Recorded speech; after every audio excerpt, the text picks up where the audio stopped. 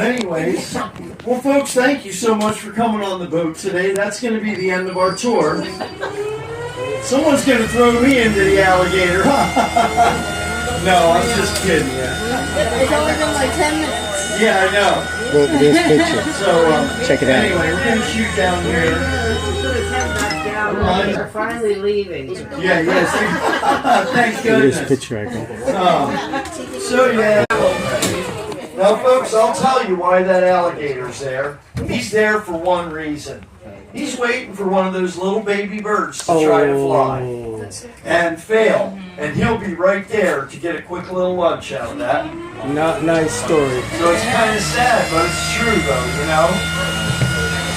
Now, folks, look, there's a snake bird right there. See him?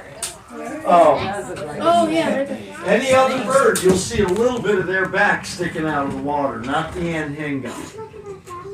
But you see that grass underneath the boat there? That's called eel grass or ribbon grass. And that's what the manatees eat when they come up here. They love that grass.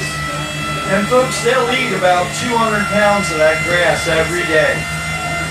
Now, a lot of people think manatees are fat. Manatees only have 3 to 5% body fat on them. They're not fat at all.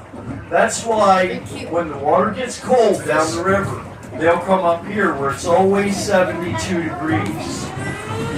Now, if the water gets down around 68 degrees or whatever, 65, that's way too cold for a manatee. They will die in that kind of water. They'll get what's called cold water stress. That's almost like us getting frostbite. And if they're in the water like that, they'll start losing little pieces of their tail will fall off. Yeah, like we might lose a finger or a foot or a toe, right?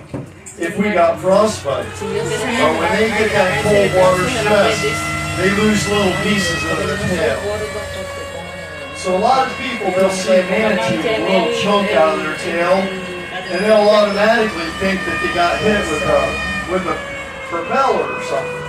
And that's typically not the case. Now folks, on the right-hand side of the boat, started yelling over to me, "I'm drowning, I'm drowning." I said, "Stand up, it's only 2 feet deep." So he stood up and he realized he was okay. But I think he was more in shock from the water. Now folks, 72 degrees, that's not that cold. But I'll tell you what, you jump yourself in that 72-degree water on a hot day like today, oh, you will know you're alive, okay? I'll put it to you that way.